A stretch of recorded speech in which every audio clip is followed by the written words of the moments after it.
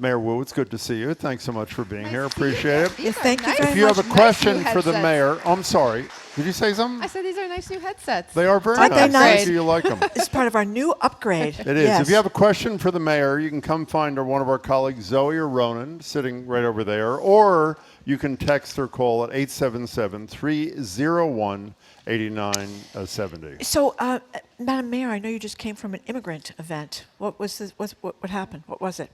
We shared some news about a new public-private partnership that is standing up. Unfortunately, one more way that we're having to really tap into all of the incredible leadership and support for our immigrant neighbors in our community facing tremendous stress and threats. City Councilor Ruti Louijen and the Barr Foundation, the Boston Foundation, and the United Way of Mass Bay all stood together with the city. We have a little over $1 million that has been seeded in the city budget from this current fiscal year directly for legal services and other supports. And our philanthropic partners have now shared that they're standing up a new effort as well that will seed another $3 million with an ask for the community to be involved. This is, as was described this morning, a drop in the bucket in terms of the need and the scale of challenge that we're experiencing, but another example of Boston trying to do whatever we possibly can to be there. Speaking of things that cost money, how are we faring, Boston being we, in the light of the huge increase in gas and oil prices over the last 10 days? It's one thing after another, and in some ways that's why efforts like this to fill in the gaps when a completely unexpected development happens at the federal, or in this case even international level, that makes budgets even harder to work. And so we have been working closely with our seniors and our Age Strong Commission. We now do a full sort of checkup, and you can come and get every possible discount or subsidy or affordability benefit that you are entitled to, and people will review everything from energy costs to cable discounts to property tax work-off and other senior tax break opportunities. And we're also trying to put resources directly into the community so that we can support those who are doing the work and keeping roofs over people's head and food on the table. But it affects the cost of doing business for the city as well, not just the impact it's having on individuals and families, right? This will show up in everything from school bus budgets, and we haven't completely transitioned the fleet away. We're trying to go and add more electric vehicles to our fleet wherever we can, partially for this purpose, because over the long run it saves money. It is budgets for city buildings. It is the cost of construction and projects now that we're close to getting over the financing gap now sent back to the drawing board. And so it's quite a lot. Let's stay on money for a second. By the way, our number is 877-301-8970. We just mentioned to Shirley Young from the Globe a story in her newspaper today, Is Boston Ready to Host, which is this series of nightmares, in my opinion, about the preparation or lack of for FIFA World Cup coming to Boston. I mean, there's so many. I just want your reaction to this about whether or not we're going to make it. But you read this: how much has the committee raised? Where is the money gone? What's your reaction to the story? Are you worried about the preparation for this event that is almost right around the corner? We're less than 100 days out, and it is a huge endeavor. And I know the scale of what we'll be doing this summer. FIFA is a big part of it, but it's only one of multiple other huge initiatives. So on the part of the City of Boston, we're focusing on making sure all of the infrastructure, the safety planning, the transportation, that our streets and sidewalks can look sparkling, and that we'll have the capacity to be able to manage and move people around, get them not just downtown, but into the neighborhoods. And so we're working with our local Main Streets organizations and small businesses to identify those businesses, whether it's a restaurant or a coffee shop or a cultural organization that it's going to have some special event connected to one of the teams playing, or just to have the games on in general. And then, of course, we are focused on FanFest on City Hall Plaza and doing everything we can so that will be smooth, welcoming, and an exciting opportunity. Is it going to be for everyone. smaller scale because of the FanFest, that is, because of the financial limitations to date? So the city is working very closely to make sure that the structures and the all of the sort of environment and everything around it is set. The space itself has capacity with all of the security measures and all that are needed. The space has capacity for 5,000 people, so we will need overflow, and that's going to be potentially whether it's on the Greenway or other spaces in the area, down to Faneuil Hall. There's a lot of coordination and a lot that we're still working with the committee on. Do you know how much? I mean, I've read this thing. Do you have any idea how much this committee has raised and where all the money is going? I mean, I would assume if anybody would know other than the head of the committee, it'd be you. Do you don't know? have all that information. I know we have heard they continue to. There's been a, I think it's unfortunate that we are still at this point in time having conversations about how to figure out the funding and financing of it. It's a huge opportunity for the entire region and the Commonwealth. It's going to be a really important economic boost, a chance to show Boston off to the entire world, and to be a welcoming beacon at a time when the world needs those kinds of examples of freedom and progress and inclusion. We have a lot of work to do, and we at the city are going to step in and roll up our sleeves. We have been to do whatever it takes, find whatever resources are necessary to try to fill in gaps. Did you Okay, mention the federal money, the $23 million? No, I did not. Yeah, because my understanding is you're waiting on $23 million from the federal government, as are 10 other cities that are That's doing right. this. Yes. So do we think that just We the are president counting need to on get those involved, or- funds. They absolutely need to get directly to cities. We are able, as a sort of larger city, to plan ahead a little bit more. I completely understand that some of our counterparts want to make sure that certainty is there. And that's really important at a time when the bigger picture is that municipal governments and city budgets everywhere are already under strain from healthcare costs going up and other needs. And so this is intended to boost our businesses, get people circulating in the economy, and will benefit from the tourism taxes and the economic activity that brings. But there is a lot of upfront work that needs to happen, and we are stepping in to try to do whatever we possibly can. I have a couple more very quick ones on this, and I promise we'll move on. You seem much more frustrated than you're saying. Is that a fair description I feel like I'm in a No, should but be sitting in the you chair in the are. I office mean, we here. get to stand 6 feet away from you once a month, and you are, aren't you? It's just a once in a generation opportunity, and there are so many complicating factors that have affected planning, some of which I believe have been within the control of those on the ground, and obviously looking back, there are always things that probably could have happened faster or this or that. But there's also larger implications. Some of what's happened is politics is very much a part of how an event like this is being perceived and being discussed around the world and with different cities and their role in it.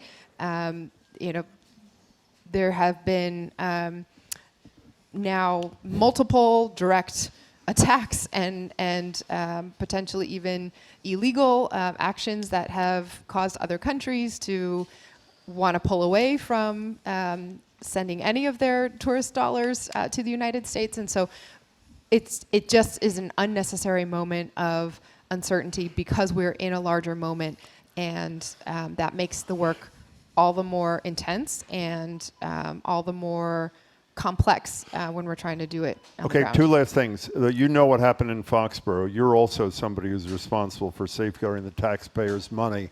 Would you Do you endorse what they did and said, give us the money up front, or we're not issuing an entertainment license? Yes. And last question, you worry about this is how this might affect the effort by the city to get the Democratic Convention in 2028? We have hosted large-scale events before. FIFA is huge, and the combination of FIFA, Tall Ships, and the 250th will be the best showcase that there is for what the city can do. We've also specifically hosted a Democratic National Convention before, and a very important one at that. And so I think there are a lot of people who know exactly what they're doing involved in that effort and excited to make the case. There will be no better city following the 250th of our country to come remind the world what it means to actually be an American and to stand up for the values of freedom and belonging for everyone. That's the voice of Michelle Wu. She'll be with us at the top of the hour, taking our questions and yours. 877-301-8970. Robert from Jamaica Plain, thank you very much for calling. Hello, Robert. You're on with the mayor. Hi, Mayor Wu. My question is around the business district in the center of Jamaica Plain, and the fact a number of businesses have been closing, and then we just see empty storefronts. And my understanding is that the rents are controlled by a few landlords, and they don't nobody seems to be incentivizing either the landlord or the businesses to open up. And I'm just curious, is there any thought to that? Because it's really starting to look like a ghost town in JP. There is a really active and important Main Streets organization there, and our goal everywhere across the city is to try to find the right mix of businesses, other community uses that fill in the gaps for what a community needs, and also provides basically the idea is that in a city like Boston, you should be able to get everything that you need and feel welcome in any part of our city. But the hope is also that you wouldn't need to leave your home neighborhood to keep those dollars circulating or to access what you need as well. So I think there's a combination of, as you say, working with some private landlords. It's always complicated when property owners have the full choice of the market, right, that they can try to hold out. And sometimes there's a more lucrative lease for a longer term period than taking the risk on an incredible local entrepreneur and local small business. That's why we worked very closely with our local entrepreneurs.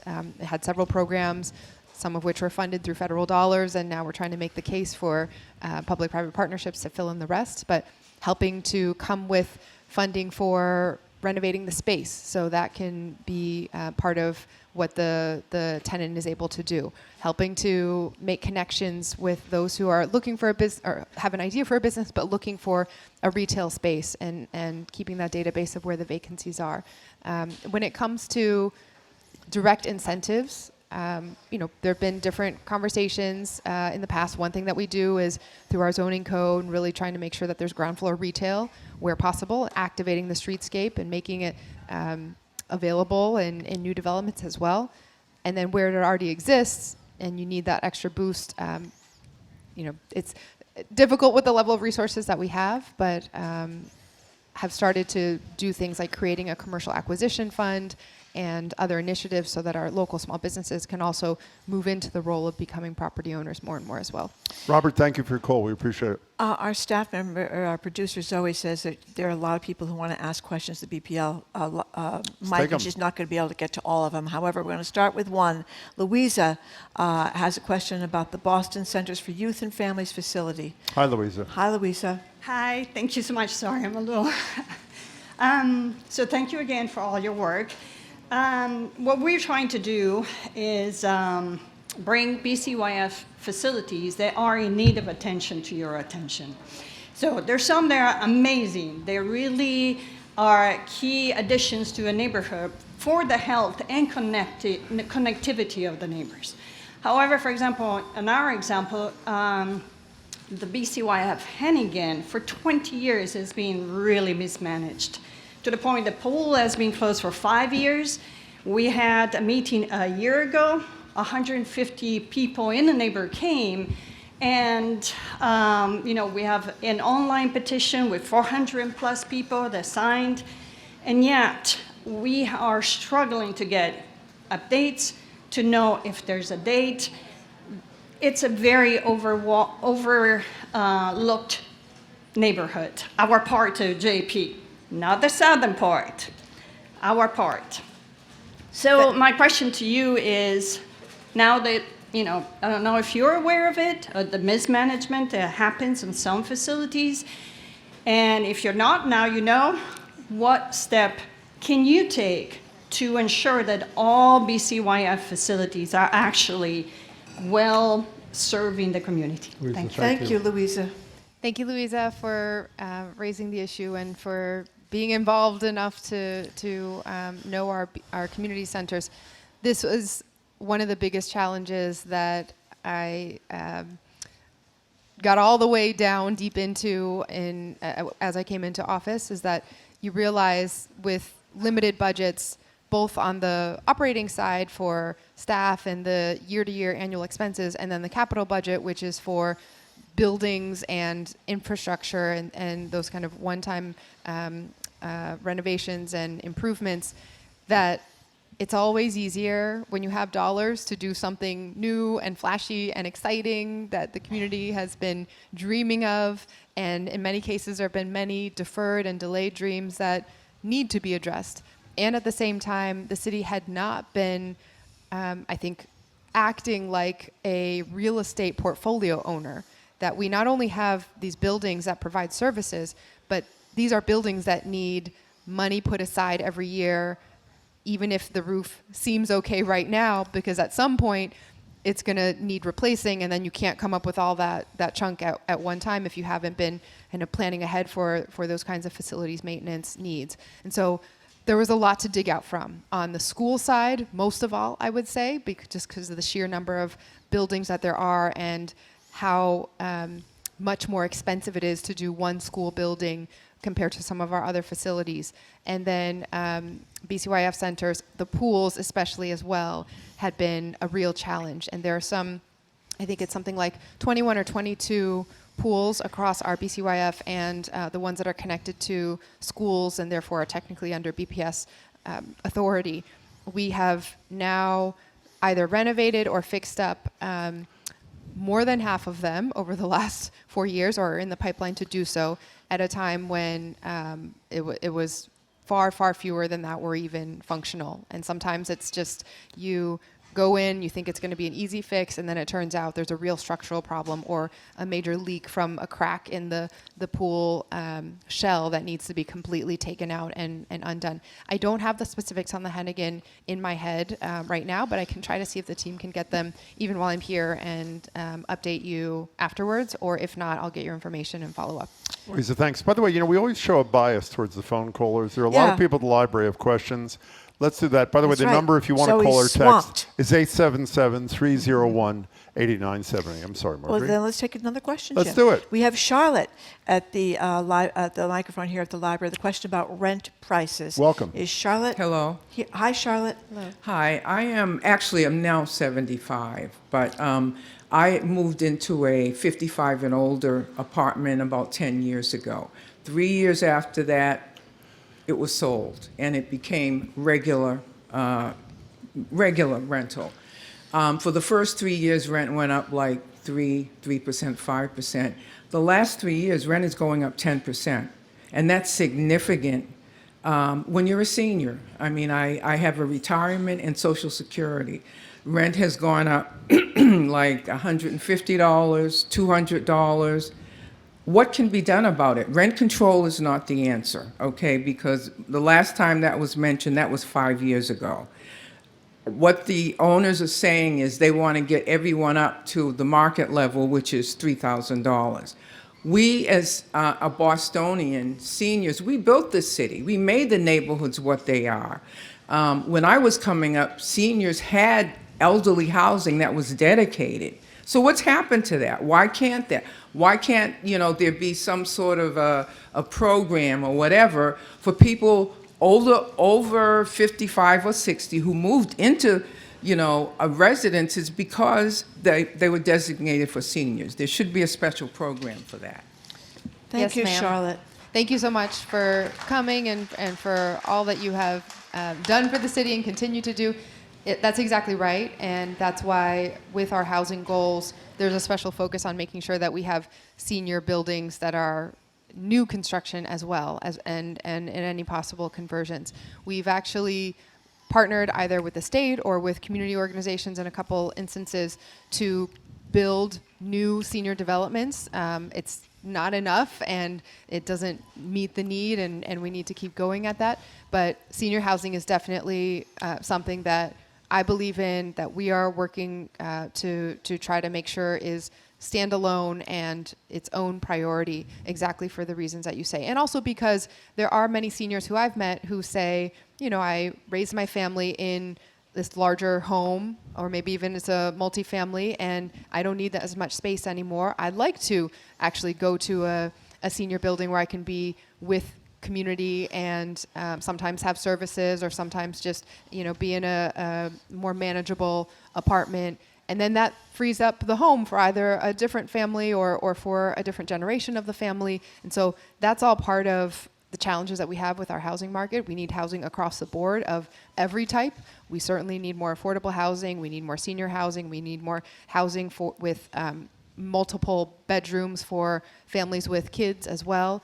And we need the resources to do it. So that's why we've been fighting for some state legislation that would provide more of those resources. And when we do have them, it's gone out, including to build more senior housing. The one thing I'd amend that Charlotte mentioned is, there hasn't been talk of rent control in 5 years, she said, as we know, there's a question that may end up on the ballot. You told us several months ago you'd likely sit it out.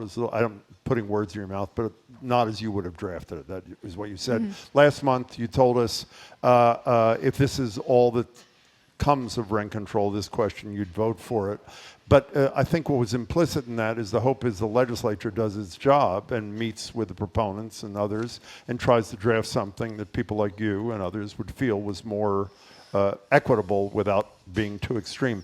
Is there any progress to report at all on either from you or anybody else you've dealt with in terms of whether Beacon Hill is trying to cut some sort of a compromise here or no? I know that there are lots of conversations ongoing, so I certainly can't speak for the proponents or those who they're talking to. But I think what Ms. Charlotte brought up is the point of why something needs to be done as well.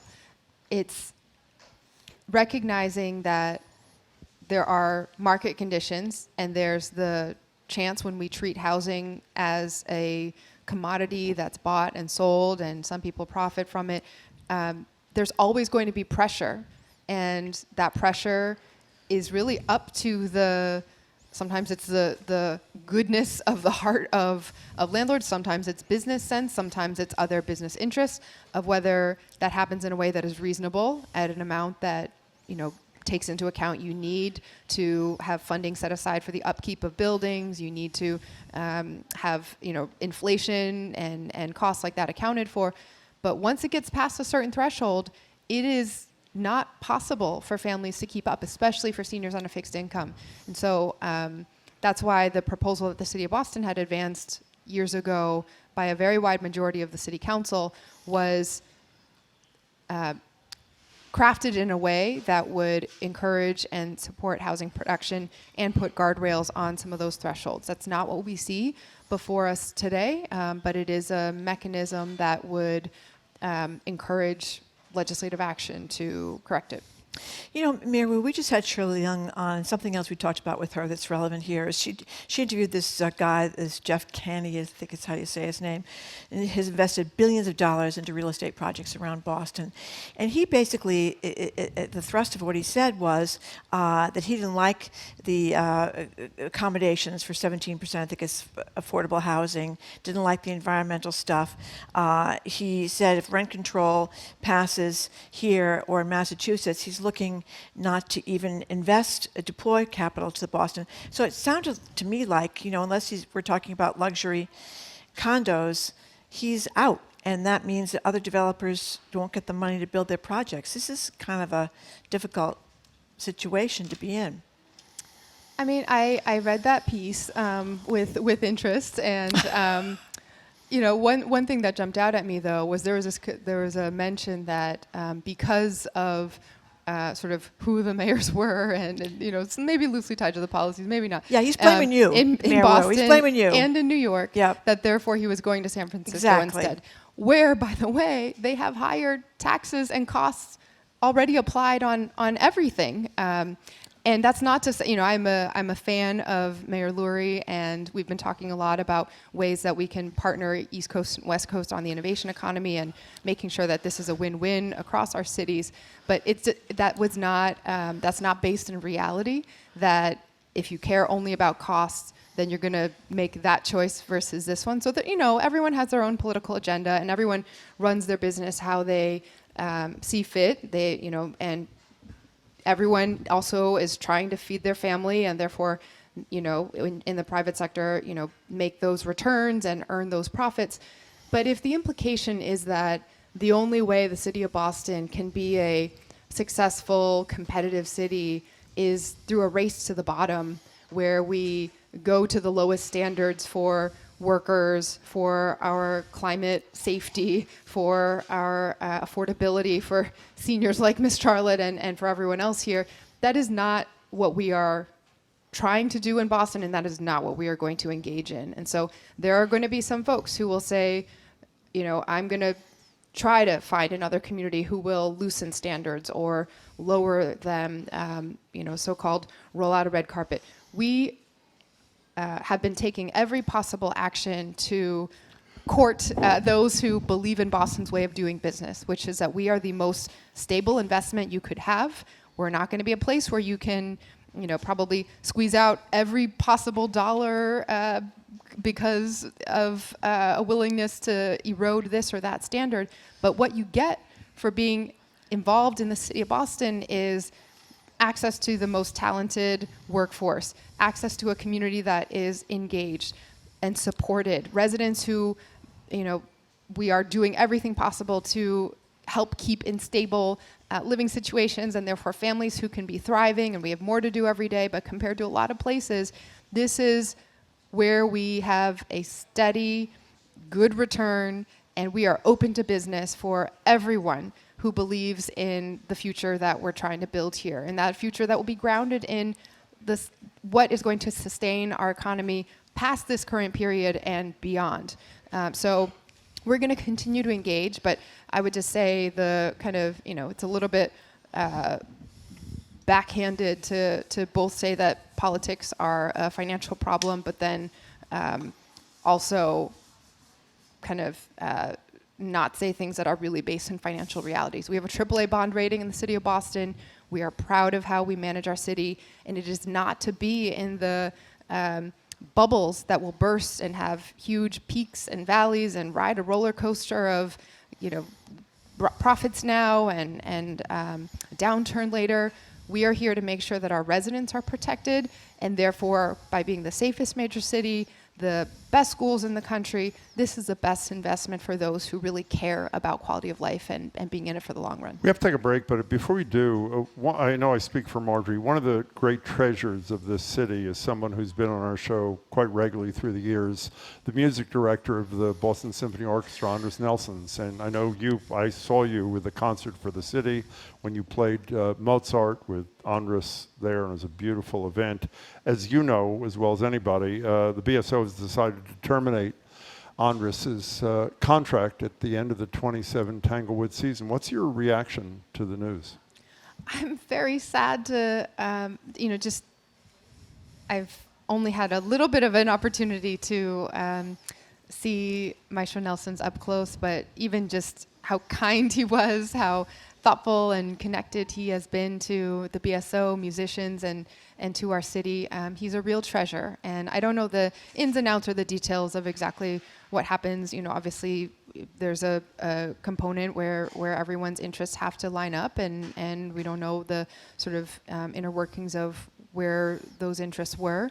But I am very grateful for all that he has done to build up the BSO and to continue this incredible legacy, and hope that that will only keep building with what's ahead. Before you go, are you about to propose to yes. one of us? Or Both what is of- the- both of you, both actually. of I us. What do you- accept. What is this? So these are they're replicas, but these are copies of a commemorative medal. Oh, wow. In recognition Gorgeous. of this current moment. So Wow. these were given to George Washington by Why don't you hold that the- up to the camera while you're Okay. talking, just so they can see it? So it's dated, well, this is dated March 17, 2026, but it is a 250th anniversary commemorative medal and a little bit of a replica with some edits made to the medal that the then Congress issued to General Washington after he successfully presided over the evacuation of the British from Boston next week, 250 years ago, March 17th. Thank you. It's very This is- kind. It's this beautiful. This is really cool, and it's very heavy. It's very heavy. Thank you very much. Mayor Wu, you wanted to update something about the medal I before forgot we the most important part of that, which is that the actual medal is here in the Boston Public Library. that's So it's in the great. special Oh, that's collections. great. You can go Wow. see it. And I'm told what happened was at some point, 60 Bostonians decided that Boston should have it, and they purchased it from a grand descendant nephew of George Washington's, and then presented it to the city of Boston during the country's centennial. Wow. Okay. 877-301-8970. So we just had a massive storm, and the Cambridge City Council voted on Monday to explore these options for creating this snow core. Basically, I mean, the city would be responsible for shoveling sidewalks up, which would probably be very expensive to do. But I don't know. I don't know how the sidewalks were in Boston. A lot of people don't shovel their sidewalks. Everybody's walking in the street. What do you think? It is a very intensive and costly endeavor that we would be talking about, and one that, at this point, under the current Prop 2.5 and municipal finance system, is not possible Too expensive. for expansion. So Yeah. we're talking about 800 miles of roadway and all the public sidewalks, the sort of sidewalks adjacent to public buildings and other publicly owned properties that the city of Boston helps with, as well as some places where we sort of jump in if it's a very important private property and hasn't happened. But then there's 1,400 miles of sidewalk on top of that, all residential. There are volunteer efforts that happen throughout the city. I joined some of them this last storm as well, but the speed at which it would happen, the amount, the cost, it's quite an endeavor to think through, and one that would not be possible under current budget situations. Are you going to be part of the No Kings rally on March 28th? I am not booked to, I do not know yet, but I am currently not scheduled to be. 877-301-8970. Brenda in Roxbury, thank you for calling. Hello, Brenda. Hello, how are you? Fine, thank you. Madam Mayor, so I do have a question. As a homeowner and a resident in Roxbury, I've been to many community meetings in opposition of the proposed bus lane on Blue Hill Ave, as we would lose over 70% of our parking. Myself and other community members feel that it accommodates transient citizens, and many of us would like to know what else we can do to prevent this from happening, as we have to commute sometimes very far distances for work. Thank you, Brenda. Thanks, Brenda. Thank you. So it's actually a bit of confusion, I think, about what was proposed as parking. It is nowhere near. There's actually very little loss of parking because Blue Hill Ave is so wide that moving the median and adding the priority for one of the most heavily transported buses, or one of the bus lines with the heaviest ridership, would actually not require losing parking in most places along the route. The challenge here is that the federal funding is tied to a design that was proposed initially, and we are now at almost $100 million of federal funding awarded. That is a very important investment that could be made in the community. So I know there are lots of conversations happening. We want to make sure that wherever we can, we are improving the experience for riders and for those who, many bus stops all up and down Blue Hill Ave where people are having to wait. I think there are some further discussions that are needed about how to ensure everybody's at the same understanding of what the facts are and what this would look like. We also have had a lot of feedback that communities along the route are very concerned about what this would mean for construction and the small businesses to have a change in where things are. And so all of that is still under review, and I know the City Council's been very active in talking about it. One thing I do want to point out, though, is that the initial reason why this was proposed, or actually, the effort decades ago and now this go around, is because there used to be rapid transit, public transportation running up and down Blue Hill Ave that allowed for the neighborhoods right along the corridor to better access downtown. And then in the era of urban renewal, it was ripped out to prioritize suburban and other drivers who needed to bypass our neighborhoods and get to the job centers. And so bus riders and those from the neighborhoods have had a much slower, much harder experience since then. So the initial intent was to restore what had already been there, which was a benefit and a way for our residents who live right in these neighborhoods to get where they need to go. But I hear that there's still a lot of concern and a lot of feedback. Parking, though, is not one place where it is not a 70% loss of parking or anything close to that. Speaking of buses, will there still be free bus service on those 3 lines after June? We're working with the MBTA, and I very much hope so. Okay. Let's go to, is it Teresa? Are you here? Hi, Teresa. You want to go to the mic? Hi, good afternoon, Mayor Wu. Good afternoon. My name is Teresa Rochelle. I'm a resident of Roxbury, and I'm very concerned about the overwhelming number of construction and development projects going on there, given that Roxbury has the highest rate of asthma. In addition to that, there's a lot of transit that's located in Roxbury that creates toxic air. And I would like to know, since our air as the BPA reported in the Huntington News at Nubian Transit is an alarming hazardous rate of 5 1/4 packs of cigarettes. What is being done to address the needs and the safety and concerns of the residents and the people who have to commute there and live there? Thank Teresa. you. Thank you. It's great to see you. Nubian Station is one of the biggest transit hubs across the state, and it is a bus hub. So that means when our T-buses are still on gas, that has a huge impact for all the communities along the route. That is why converting to electric buses and finding other ways for the subway and light rail to be around is really, really important. We are in the process at the city level of trying to convert, for example, school buses, right? It is slow going. We have, even on our end, we have 700 vehicles and have relied on federal grants to get those purchases done of electric buses. But you hear right away from the bus drivers who are driving the electric buses, the kids who are on them, and the neighbors who are on those routes. It is a world of difference, both in terms of sound levels, the fumes and the exhaust and the pollution. And so it's directly about the health and well-being of our community members. We just launched a major initiative with the Boston Public Health Commission to try to end and eradicate cancer and particularly gaps that we see as one of the main disparities that are an obstacle to living a long, healthy, and supported life in Boston.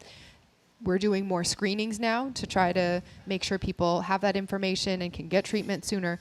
But a lot of it is also making sure that it's the healthiest environment possible for everyone to live in our city, and things like clean air, clean water are key to that. In terms of the construction point that you mentioned, I know it's disruptive to residents. We also hear all the time about how stressful it is because housing costs continue to go up and up and up, and we need more housing as well. So we always try to work thoughtfully with the neighbors and come to the right zoning and the right rules that make sense for each neighborhood so that it doesn't have to be a drawn out process. But overall throughout the city, We need more housing. We need better ways for people to get around so that everyone, all the families can enjoy the best quality of life. Thanks for your question. Mayor Wu, we have a text from a future voter. I hope I'm pronouncing your name Cyan, Cyan. I'm not sure how you say it, but anyway, this kid is 11 years old from West Roxbury. Tragically, Cyan called 12 on hold to ask his question to Mayor Wu about competitive swimming in Boston. But he got or she got disconnected. They tried to call back again, but they couldn't get through, so the lines were busy. They wanted us to call back. This person wanted us to call back, which we can't do. So I think a lot of people have called about some competitive. The Flaherty pool? I don't know. I didn't get, but apparently. So many it's the people end of call that? about- They don't even ask a question? Yeah, they want to know about competitive swimming. Oh, Apparently, okay. people a lot are calling about. Is there a competitive There- swimming so- kerfuffle I don't know about? There's been, actually, I should mention, we just hosted our first citywide Come One, Come All office hours event. It was really great. It was at the bowling building last week, a couple nights ago, and we had more than 300 people come. Wow. All the city departments were there, and we had tables of city team members taking issues one-on-one, things that we logged over 100 311 requests. We also printed out almost 70, a combination of birth certificates, marriage licenses, death certificates. It's just records that people could have at home, the official certified copies of them.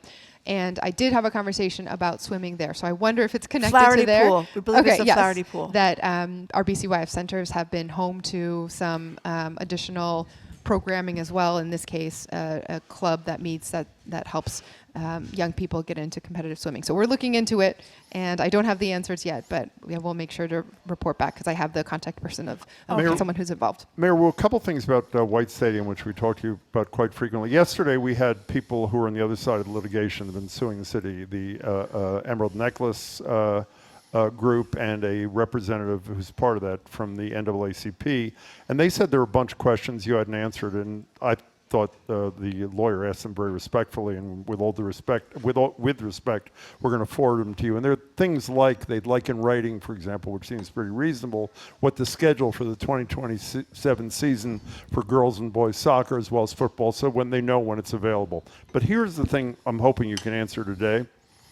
Andrew Zumblist, who's an economist at Smith College, who I think is one of the world's foremost experts on stadia and that sort of thing, says that the guaranteed maximum price contract, you read a piece in the Globe, you said is capped at 135, is actually not guaranteed maximum price because there'll be expected and unanticipated changes, enhancements, as there always are. And he writes, the mayor's not shared the GMP, guaranteed maximum price contract, with the public, so all the qualifying provisions are unknown. The final tab could easily be 10 or 20% above the price. Two quick things. One, will you share the contract? And two, are there provisions in the contract that protect the city from those, quote, enhancements and unanticipated changes?